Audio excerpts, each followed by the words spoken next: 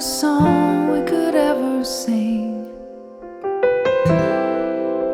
worthy of all the praise we could ever bring,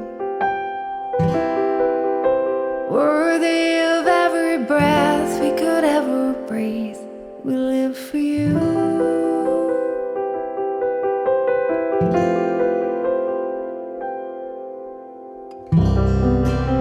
Jesus, the name above every other name.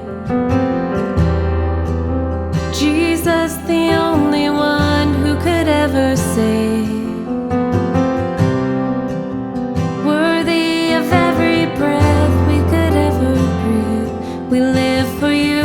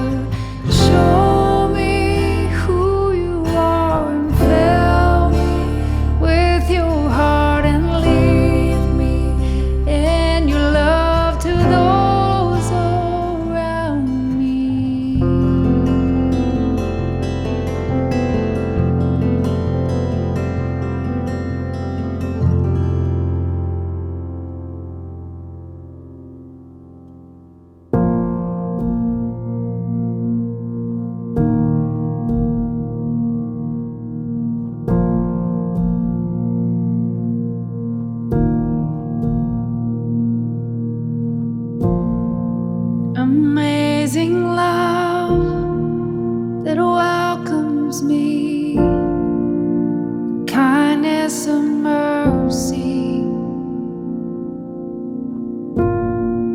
that bought with blood wholeheartedly my soul undid. deserving. God, you're so good. God, you're so good. God, you're so good. You're so good to me. Behold the cross, age to age, hour by hour. The dead are raised, the sinner saved, the work of your power. God, you're so good. God, you're so good. God, you're so good. You're so good to me. I am blessed, I am called, I am healed, I am whole, I am saved in Jesus' name. Highly favored, anointed, filled with your power, for the glory of Jesus' name. I am blessed, I am called, I am healed, I am whole, I am saved in Jesus' name. Highly favored, anointed, filled with your power, for the glory of Jesus' name. And should this life bring suffering, Lord, I will remember what Calvary has bought for me, both now and forever.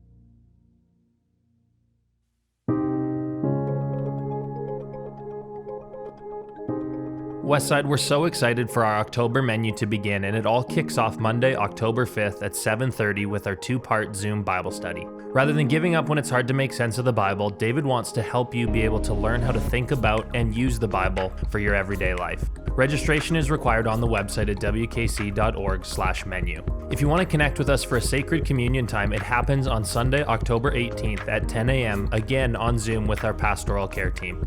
Registration for that is also available at wkc.org/menu. And also available on the menu, our first ever Friday Night Cafe happening here at Westside on Friday, October 23rd at 7 p.m. It's a chance to visit, connect, and grow in your faith around the table. There is a limit to how many can attend, so make sure you register. And again, registration for all of these is available at wkc.org/menu. Now here's an important update from Bobby Thirsk, our lead pastor. Hey Westside, it was great to see you at our outdoor events this past month, and especially so many of you at our drive-in service last weekend. It was so much fun, even when we think about outdoor movies and great temperatures, as we had an awesome fall night for our movie night.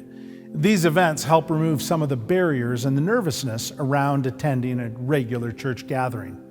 But we are learning that from most of our attenders at these drive-in movies that it's not just about church people. In fact, mostly it's for our neighbors that have seen the value of a church in their backyard and an opportunity to get out and do something a little bit different.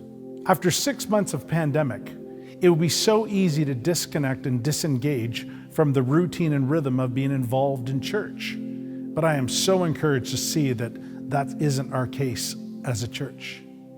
The pandemic is still with us. And I understand that it's tiring and we're always wondering about when are we getting back to the new normal. However, as the colder weather approaches, we want to listen as our provincial government's advice to faith communities and how we maintain vigilance and a collective efforts to care for each other and reduce the spread of the coronavirus. The province considers faith leaders as responsible to best care for our community and neighbors using our best interpretation of the guidances in place. This is why different churches are able to interpret the guidelines in differing ways relating to their own context, demographic, and of course, building logistics. We want to assure you that we are constantly considering the logistical challenges and the features of holding an in-person service at our location. For October, as we began to navigate in-person events, we have decided on a menu of smaller gatherings that will allow you to connect in meaningful and formative ways with your church community. In the same way that your favorite restaurants are offering a revised menu during Corona restriction, so are we. An October menu for Westside is what you heard about recently. It shows you what we're offering this month, and I want to encourage you to participate knowing that a different menu of different items will be available in November. There's opportunities to learn and connect and grow both in person and digitally. All of this shaping who we are and continuing to watch online our Sunday services for now. These are exclusively and only online. The concept of menu allows our staff team to flow with the needed and new ideas while maintaining changing COVID restrictions. Westside, as a team, in the middle of COVID challenge, we are leaning into a new window for the church. As it moves forward like it's never had a chance before, I believe that our friends and our neighbors are listening and are interested in the gospel more now than ever. We will continue to provide quality pieces that can be digitally delivered, not only for you in your own personal growth, but as you connect with others around you in your own communities. And for those that you are called to walk with, there'll be something for you to give. In the words of NHL Commissioner Gary Bettman, as he said, how we start may not be how we finish, but we anxiously look forward to our return to play.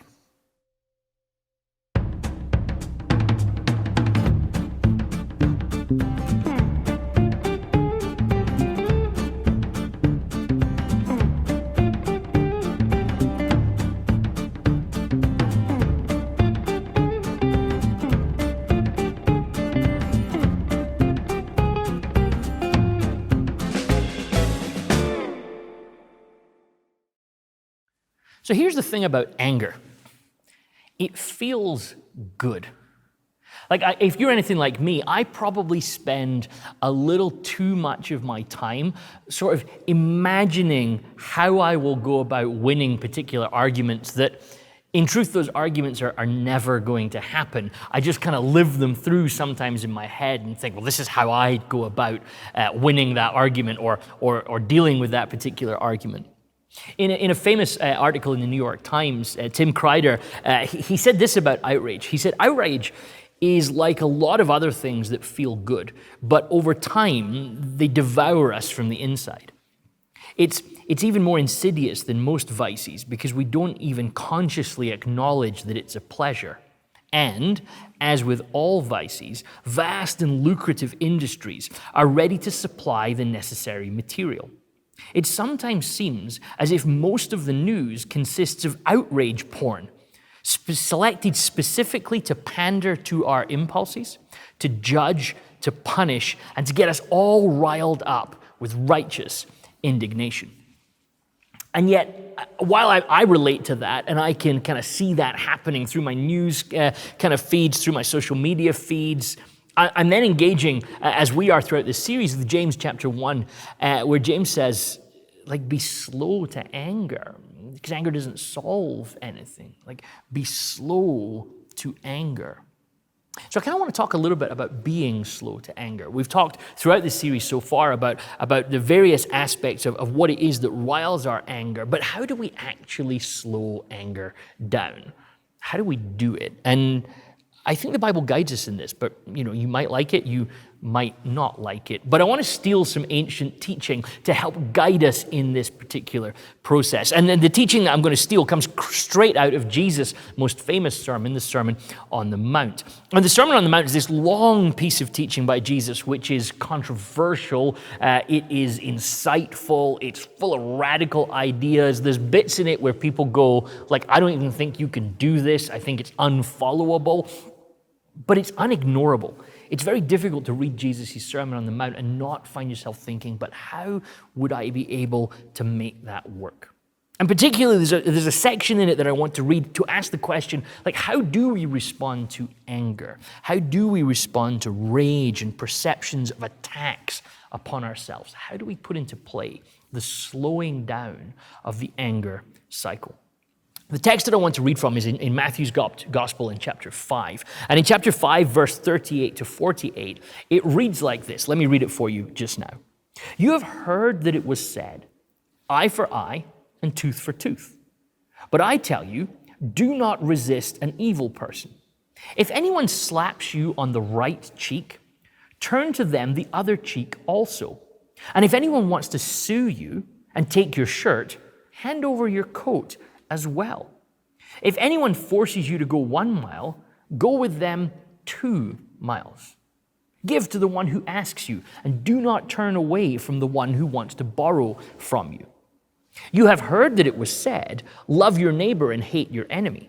But I tell you, love your enemies and pray for those who persecute you, that you may be children of your Father in heaven. He causes his sun to rise on the evil and the good, and sends rain on the righteous and the unrighteous. Like, if you love those who love you, what reward will you get? Are not even the tax collectors doing that? And if you only greet your own people, what are you doing more than others? Do not even pagans do that? Be perfect, therefore, as your heavenly Father is perfect. Now, there's a text that has kind of, you'll see straight away what I mean, where this Sermon on the Mount kind of dumps all of this towards you, and you're kind of thinking, well, how do I go about doing that? So what I want to do with you today is just kind of slowly work our way through this text and just highlight some of the genius of Jesus as to how he guides us in how we respond to attacks upon ourselves and how we respond perhaps in the face of the things that would ordinarily make us rage. Jesus begins with a saying, you have heard that it was said. Now, you've heard Jesus say this sort of thing before, but this time he actually quotes a piece of the Bible. He quotes a piece from Leviticus chapter 24, eye for eye and tooth for tooth. Now, the premise of Leviticus 24 is about recompense. It's about making things even. So if you're involved in a fight, Leviticus basically is saying, and you do something that damages something of a person's, maybe it costs them an arm, maybe it costs them an eye, maybe it costs them a tooth, maybe in the midst of the fight, you kill their dog, or something like that.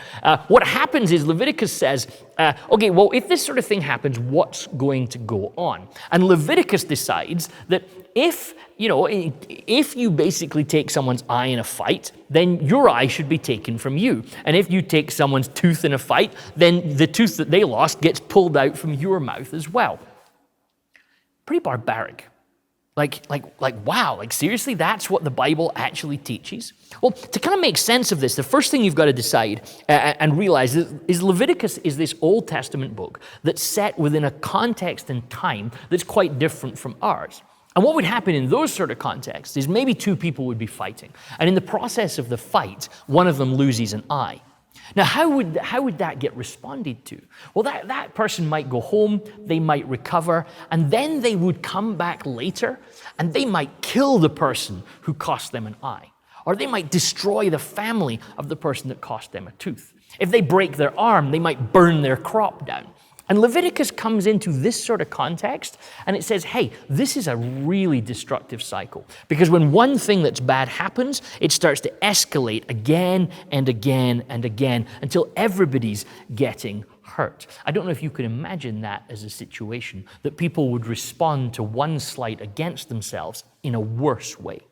So what Leviticus does is it comes and says, well, what if we did something different? What if we actually responded in kind? So from what you do to damage somebody, that's what's done to you. And life kind of lived its way out like that amongst the people of Israel for quite a few years. But then Jesus comes along and he says, okay, you've heard that this is how things go, that you kind of do eye for an eye or tooth for a tooth.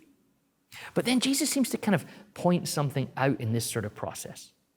That actually, and we're going to see him unpack this, that there's problems with this system too. It maybe worked for us for a little while, but if we keep sticking to this system of eye for eye and tooth for tooth, eventually everybody ends up blind and toothless. So this surely can't be the best way forward. Jesus' question is going to be, and the question I think we need to ask today when we live in a context of rage, is how do we break these cycles of rage? How do we break these cycles of violence? Because if we just live eye for an eye, we're constantly just perpetuating. He said something bad about me on social media, I'm going to say something bad about him. He said this, he said that, and we end up just perpetuating a system of oppression. Attack is responded to by attack. At the end of apartheid, in South Africa, Desmond Tutu famously said, imagine if we had chosen the path of retribution and revenge. He said our country would have been dust and ashes. And I wonder if we're maybe living in a context now where our rage means that we're constantly trying to take this path of eye for eye, of tooth for tooth, of retribution and revenge. So Jesus says, you've heard it said in verse 38 of chapter 5 of Matthew, you've heard it said eye for eye and tooth for tooth. But I tell you, don't resist an evil person. And what's happened is when we read this text here, often we kind of read it in the way that Jesus is sort of saying, so just avoid the conflict, avoid the sort of attack that's being made against you. And that becomes problematic for us because, well, so we are supposed to just do nothing in the face of people who are perpetuating violence against us. So, okay, we get, Jesus, that we're not supposed to attack back, that you're wanting to give us something different, but is the option attack or avoid? And I think a lot of Christian teaching over the years has almost stopped here at this verse. Don't resist an evil person. And what we've done is we've narrated a language amongst Christians that sort of says, just put up with it, just live with it. There's nothing that you can do. And Christians have been perceived as these sort of people who are kind of weak with no way to do anything. It's just constantly just getting bullied and pushed around. But Jesus doesn't stop there. And what I want to suggest as we read through these texts just today is that Jesus doesn't give us a way of saying, well, here's how you attack, and he doesn't give us a way of saying, here's how you avoid. Rather, he unpacks a model for us. And he unpacks this model with sort of three examples that I want us to look at. The first thing Jesus says is, if anyone slaps you on the right cheek. Now, I'm not sure about you, but you probably don't get slapped a lot in the course of your day-to-day life. And I hope that's the case. If that isn't the case, then you should probably get out of that situation that you're in. But slapping happened quite a lot in the world of Jesus because the world was highly tiered. It was considered that there were people who were elites, there's people who were kind of regular, and then there was the kind of slaves and servants of the world. And so what you actually find, particularly amongst the people of Jesus, the people of Israel at the time of Jesus, they had rules about slapping, which I know sounds kind of out there for us in the contemporary world, but they actually had sort of governance as to how you could go about slapping. Now, you want to just pay a little attention to this. Jesus says, if anyone slaps you on the right cheek. Now, this is quite interesting for us to engage with here. And here's some of the rules that you need to know about to make sense of this passage. The first thing is, you can only slap someone. You can only hit someone. And the translations helped us here a little bit by pointing out that it's a slap that's going on. But you can only hit someone with your right hand. In In the time of Jesus, basically, hands were given designations as to what they were for.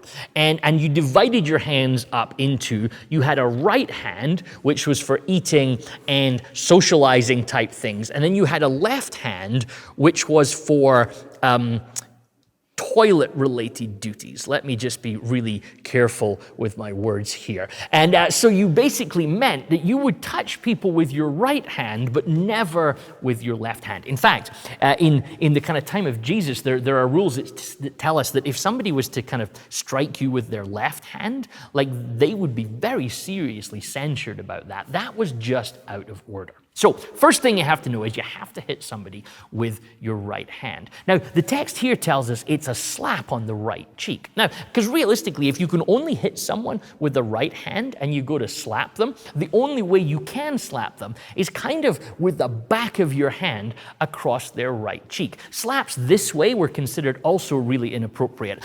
The idea of slapping someone with your open-faced hand, the area that you eat with, was really not considered okay. So essentially, if you're going to strike someone, you've got two options. You can slap them with the back of your hand, or you can punch them in the face. Now, once again, there are rules in the society about this. There are social constructs and norms that tell us how to behave. If you slap someone, that person needs to be younger than you, needs to be inferior to you, or they need to be a slave. So, this is a world where obviously there's a lot of slapping going on because we need to have rules about this. If you punch somebody, that's the type of strike that goes with somebody with whom you're equals. Now, think about this. We're going to hold all those ideas together. Jesus says if someone slaps you on a right cheek, well, you have enough data now in front of you to know what we're talking about here. If you've been slapped on the right cheek, it's by somebody who thinks they're better than you. It's by somebody who thinks they're superior to you. It's somebody who might even be calling you a slave or someone who has no power over them. So what do? If you strike them back, if you get into a fight with them, you've just validated the whole situation. They've slapped you and you fight back. You've told them that you accept their challenge and you accept that you're a slave, and now you're going to get in a wrestle, which will probably end up with you going to prison or even your death. Or you can just take it and be shamed in front of everyone. Look at this guy. This person hit him in the face, essentially treated him like a slave in public, like somebody with no social standing, somebody that's beneath him. And they just accepted it and kind of humbly sulked away in the background. Can you attack back and probably die? Or do you essentially avoid it and have nothing left to do? Or there's another way. Jesus says, if anyone slaps you on the right cheek, turn to them the other cheek also. So you've been slapped across the side of your right cheek. What are you going to do? What are you going to do? Are you going to fight back? Are you going to run away? Jesus says, turn your left cheek towards them. Now, I don't advise you do this in the modern world because we don't have these rules about slapping. And you can experiment with this at home. Perhaps this is just a slightly weird kind of moment for you in your house just now as you watch this. But if you're only allowed to slap somebody with the back of your hand or a punch, how are you going to hit them on their left cheek? And you'll notice that you can't hit somebody on their left cheek with the back of your right hand. It kind of just feels all weird and looks all wrong, and you can't get any sort of purchase on the swing. The only way to hit someone on their left cheek with your right hand is with the inside of your hand, which you're not allowed to do, or as a punch. Think about what Jesus has just done. You're in a position where you're being abused by somebody. Somebody is raging against you, and you've got a choice. Accept that they have just treated you like an inferior and just get involved in the fight, which will go badly for you, or run away, or turn your left cheek, which is to say to the person, if you want to hurt me, if you want to rage against me, if you want to injure me, do it like an equal, not like an inferior. Now, this is an amazing social situation if this is happening in and around the time of Jesus, because people have watched you just be slapped in the street. Somebody said, you're inferior to me, and you get this slap, and you turn and you say, treat me like an equal. Now the person's got a problem. They can't slap you back because the hands are all the wrong way around, and if they do it with the inside of their hand or their left hand, they're in more trouble than you are. If they punch you on your left cheek. They've just admitted that they should never have slapped you in the first place. At which point, again, the kind of opinion of anybody nearby will be that you are so out of order for slapping this person that you actually admit is an equal. So what will actually happen is the person who is abusing you is forced to admit that they did wrong by you. They're forced to admit in the presence of everybody else that they can't continue this fight, that they were out of order. You've moved yourself from being a slave in their eyes to being an equal. Jesus shows us a third way of dealing with an oppressor. Not to attack back, not to run away and avoid it, but a way that moves you into a human space in front of this person. But Jesus isn't finished. He then says, well, what about if anyone wants to sue you and take your shirt? I'll hand over your coat as well. Now again, think about this situation. You get taken to court. The Old Testament allows for this sort of situation, that if you've found yourself in a situation that you owe somebody some money, or you have got yourself into some trouble, that you're out of finances and somebody wants to sue you, the Old Testament allows for a situation that you can sue the shirt off someone's back. There were all sorts of rules about this, of course. If you sued the shirt off your shirt, you're so poor that all you can give that person is your shirt. You're allowed to go to that person's house at nighttime and borrow your shirt back for the evening to stay warm before returning it the next day back to them. However, there's more to it than this. In ancient times, nakedness was considered shameful. If you were naked in the street, that was considered shameful, which it probably would be today as well. At least I hope that's the case. However, what's unusually different about ancient times, you'll see this in Genesis perhaps, in the story of Noah, is that when somebody is naked, who it's shameful for isn't the naked person, but the people who look on the nakedness. So if you notice in the story of Noah, when Noah finds himself naked in one situation and his sons see him, it's actually the sons that find shame upon themselves. It's the sons that are embarrassed. It's the sons that have done wrong. So imagine you're in court and you're so poor that all you've got to offer is the shirt off your back. And the person who's suing you is so cold and heartless and so unable to see you as human that their rage has got to the point that they'll even take your shirt.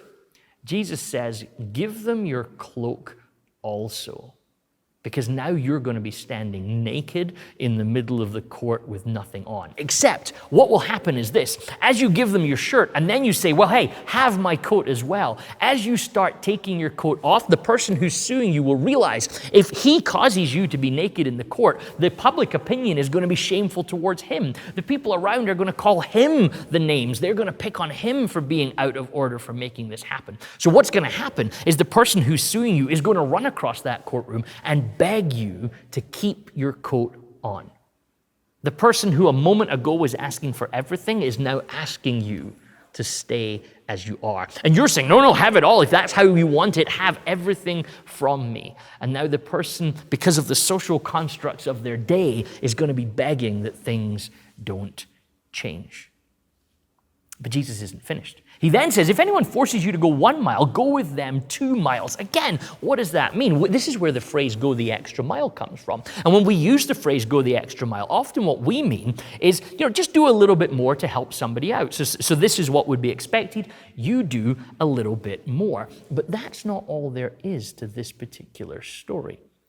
Because again, this comes from the context of its time. Jesus lived in a world at the time that was being oppressed by Roman soldiers. And Roman soldiers had an allowance under Roman law that they could at any point stop a citizen from the country that they were in and require that citizen to carry their pack for them. So a Roman soldier could just see you by the side of the road and say, hey, listen, you need to carry my pack now. And they would give you their pack and you would have to carry it. But Roman law also had an allowance that said you're only allowed to ask a citizen to carry your pack for 1 mile.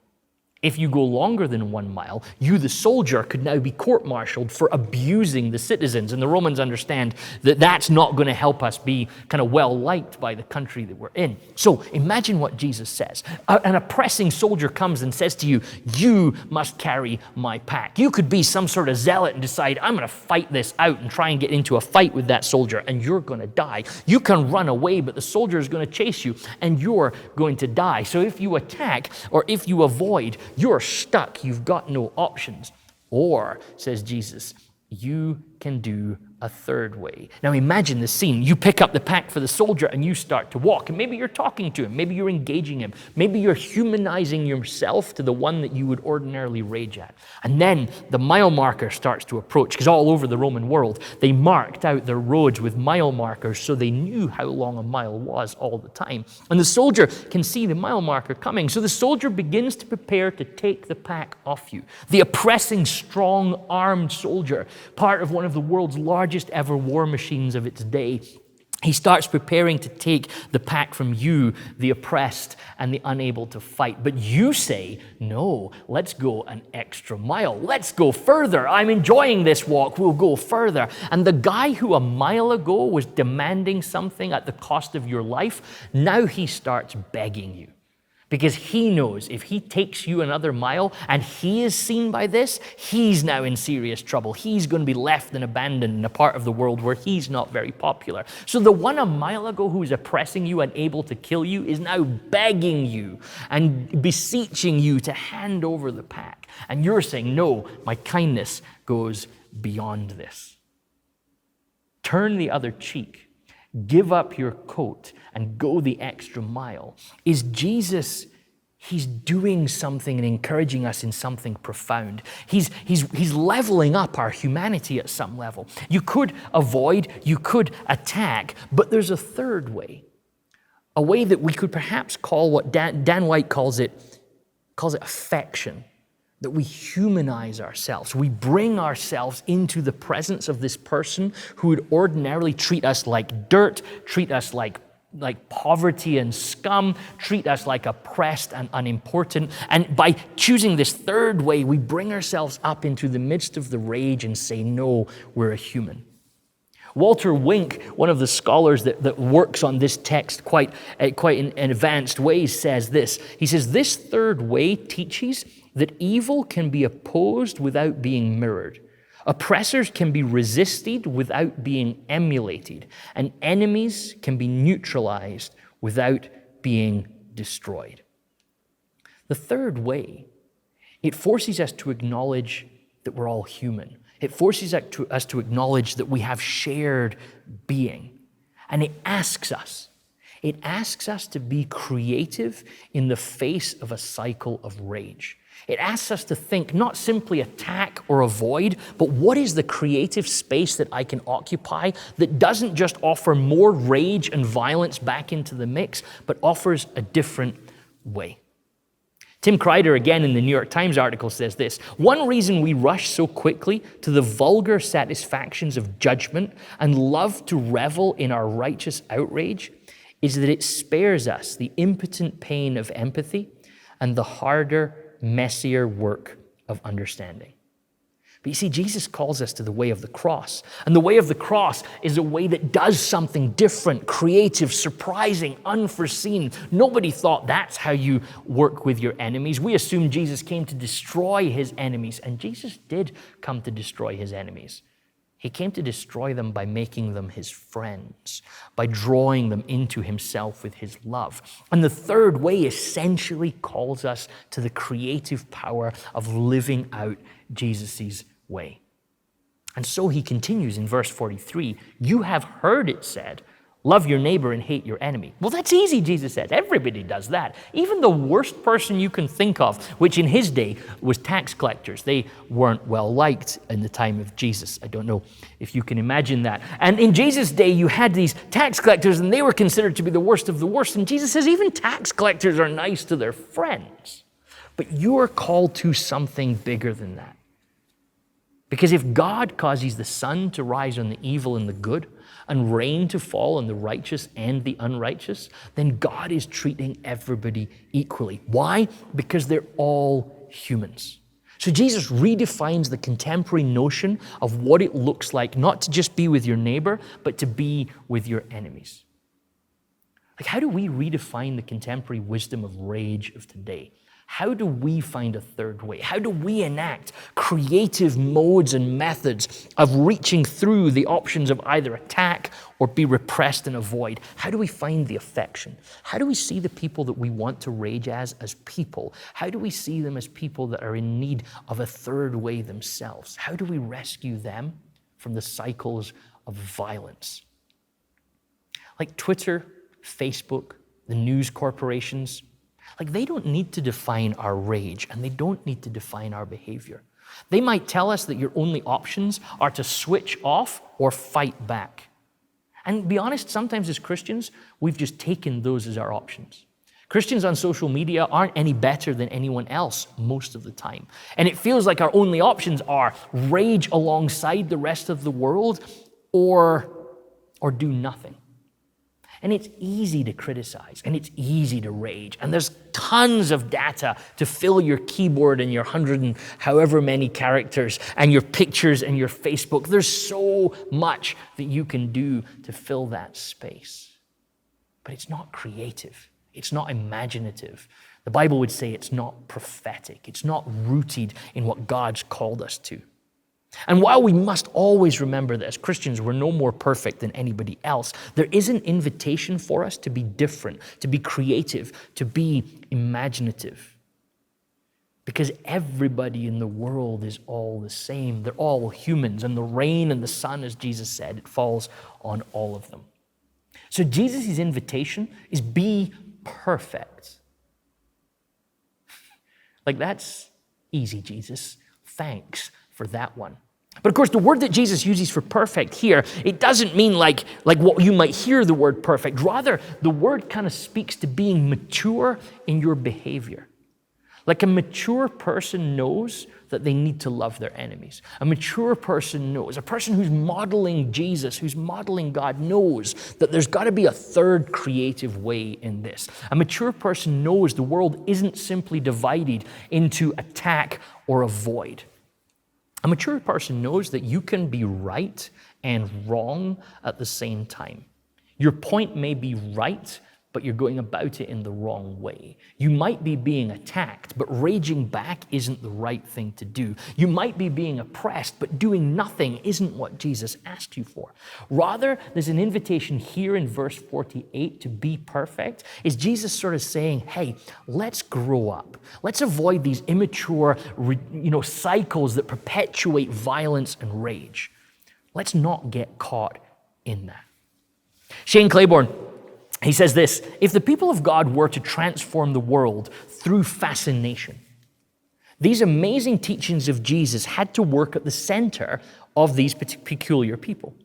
And then we can look into the eyes of a centurion and see not a beast, but a child of God. And then we can walk with that child for a couple of miles. We can look into the eyes of a tax collector as they sue you in court and see their poverty and give them your coat. You can look into the eyes of the ones who are hardest for you to like and see the one that you love. For God loves good and bad people. Even God doesn't grasp for the knowledge of good and evil, but sends rain to water the fields of both the just and the unjust. And that's why loving your enemies is the only thing that Jesus says makes a person like God perfect. So here's my question for you about rage. Why don't you pray for your enemies? Why don't you forgive them? Why don't you wish peace upon them? Like, why don't you just try that? That's all I'm asking you today. Just try it. Before you tweet, before you stamp out a thought on Facebook, before you click share at that idea that riles you up, just stop for a moment and bless that person. Don't curse them. Just give it a go. Break the cycle of violence and try a third way. Grace and peace to you all.